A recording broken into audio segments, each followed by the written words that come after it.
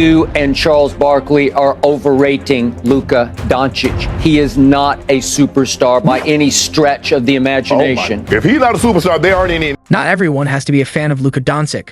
You don't have to love his game, and you certainly don't have to admire his personality. But the way the NBA media has treated him since he stepped into the league is an entirely different matter. This goes beyond simple preferences. Sure, media members are human like the rest of us. They have their favorites, and that's perfectly fine as long as it doesn't become blatantly obvious. But when it comes to Luka, it feels different. There's this constant undertone, as if they're just waiting for any excuse to tear him down. And it doesn't seem to matter whether that criticism is deserved or not. Some of the narratives that have surrounded Luka Dončić over the past 6 years have been so extreme, they border on parody. You couldn't make this stuff up if you tried. That's why Luka has had to silence the doubters time and time again. Take, for example, one of the coldest NBA takes of the last decade, the claim that Luka isn't a superstar. Yes, someone really said that. Despite being a 5-time All-NBA first-team selection, a 5-time All-Star already ranking in the top 10 for career triple-doubles, winning a scoring title, and averaging over 30 points per game in multiple seasons, someone still questioned his status. And it wasn't when Luka was a rookie. This was in May 2022. After he had just put up a season averaging 29 points, 9 rebounds, and 9 assists while leading a team, whose second best player at the time was an emerging Jalen Brunson. All the way to the Western Conference Finals. Yet some media voices continue to downplay his greatness. Criticizing Luka is one thing, but this is just egregious. The truth is, he didn't even need to prove anyone wrong at that point. He had already done that by his second year in the league, when he made the jump from a standout rookie to a legitimate All-NBA first-team caliber player. Shannon Sharpe said it best. If Luka Dončić isn't a superstar, then who is? It's like Luka has been so good, so dominant for so long that people have started to take it for granted. The moment he has a short slump or misses a clutch shot, it becomes headline news the next morning. It's not balance. It's not fair. Sure, some might argue we shouldn't care what the likes of Stephen A. Smith, Skip Bayless, or Kendrick Perkins say about Luka, or any player for that matter. And honestly, how many games do they actually watch compared to your average die-hard NBA fan? Probably fewer. You can often tell just by listening to their takes. But the unfortunate truth is, it's not about how knowledgeable they are. It's about how loud they are. These guys have massive platforms, their clips get shared all over social media, and they headline their own shows and podcasts. The casual NBA fan, the one who mostly tunes in during the playoffs, is going to hear those takes and believe them because they don't have time to dig deeper.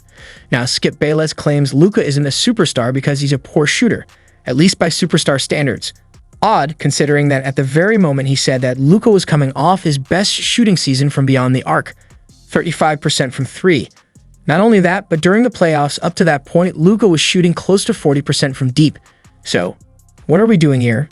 Does Luka even need to keep proving the media wrong when they're clearly ignoring the facts? And let's not forget, you can't just look at Luka's percentages and throw him into the same statistical basket as every other player. Shooting 40% from 3 means something very different when you're PG Tucker versus when you're Luka Dončić. Luka isn't standing in the corner waiting for a wide-open catch and shoot. He's launching deep step-backs, contested threes, and pull-ups with defenders in his face. He creates his own shots and makes them at a clip that's still incredibly efficient for the level of difficulty. Most of Luka's threes aren't open looks from the corner. They're contested step-backs from above the break. In fact, during that 2022 season, only 21% of Luka's three-point makes were assisted by teammates, just 21%. For comparison, in Stephen Curry's unanimous MVP season in 2016, over half of his threes were assisted. Same with Damian Lillard when he averaged 32 points per game a few seasons back.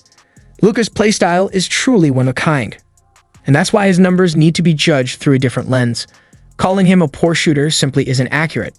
And even if that was once considered a weak point in his offensive game, if you could even call it that, he completely shattered that narrative in the 2023 to 2024 season, shooting a remarkable 38% from 3 on over 10 attempts per game. And again, let's not forget the difficulty of his shots.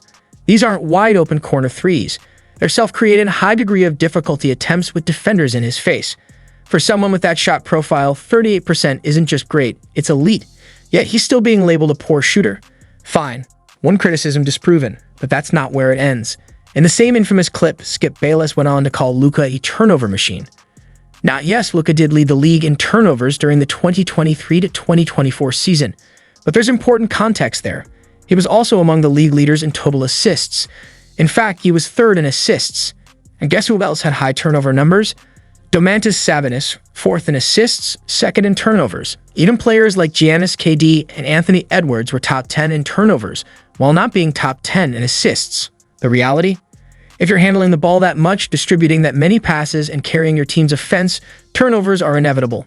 Blaming Luka for that is like blaming LeBron James for having the most missed field goals in NBA history.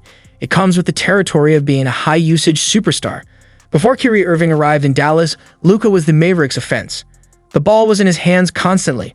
Naturally, that leads to a few giveaways. But does losing the ball 4 times a game while logging 35-plus minutes, taking 21 shots, and dishing out 9 assists really disqualify you from being called a superstar? Come on. If that's all they've got, they're going to need a better argument. Then, of course, there's the criticism about Luka's defense.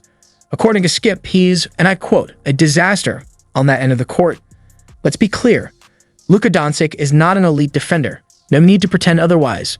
At times, he lacks focus and his effort can be inconsistent, especially during the regular season. But calling him a disaster is a serious exaggeration. In fact, during the 2024 playoffs, the numbers tell a different story. When Luka is on the court, the Mavericks have a 111 defensive rating. When he's off, 112, slightly worse. Now sure, Luka rarely sits and team defensive stats aren't purely individual, but if he were truly such a liability, wouldn't the Mavs' defense improve when he's off the floor? Dallas has been one of the top defensive teams in the 2024 postseason, and Luka's playing major minutes. So how does that narrative hold up? The answer is simple. It doesn't. These talking heads aren't breaking down film or watching every possession. They're writing with pre-built narratives and cherry-picking stats to fit their arguments. And one last take, just for the road. Skip Bayless also claimed that Luka and Kyrie Irving wouldn't work together, that they couldn't be a good duo, and he said this after they had barely played a dozen games together. Then Luka went on to be the scoring champion, averaging 33 points per game while still grabbing 9 rebounds and dishing out 9 assists a night, just a hair short of a triple-double average. But somehow, he wasn't a top 5 offensive player. Let's call this what it is, blatant disrespect. Whether it's Skip Bayless pretending Luka and Kyrie can't coexist, Stephen A. Smith ranking him below point guards who couldn't sniff the numbers Luka puts up, or Kendrick Perkins acting like he's not one of the top offensive engines in basketball, the goalposts are always moving. Luka drops 35/10/8 on elite defenders in a playoff series. Not enough. Carries an undermanned roster to the Western Conference Finals. Still not enough. Leads the league in scoring, nearly averages a triple-double, and finishes top 3 in MVP voting. Guess what? Still not enough. But here's the part that makes this all so ridiculous. Every single time they got him, he answers. Every time they leave him off a list, he writes his own chapter. Every time they move the bar, he clears it with ease. And now, here we are, Luka Dončić and Kyrie Irving in the NBA Finals after dismantling the league's best defenses, without a so-called super team, without a roster of all-stars, and without the media's blessing. So what more does he have to do? At this point, the disrespect is no longer about basketball. It's personal. It's about narratives. It's about protecting egos and pushing agendas. But Luka doesn't care about any of that. He never has. He just hoops. He plays the game the right way. He uplifts his teammates. He competes. He shows up when it matters most, and with every game, every highlight, every win, he proves them dead wrong. Over and over again. And you know what? He's not done yet. Points per game, not only did Luka finish second in total assists during that season, but he was also second in assists per game. A feat that only the very best offensive players in the game can achieve. If that's not proving the media wrong, then what is? Maybe Luka has to average a 40-point triple-double just to finally crack Kendrick Perkins' top 3? Now, criticizing a player's skill set or basketball ability is common. Every star deals with it.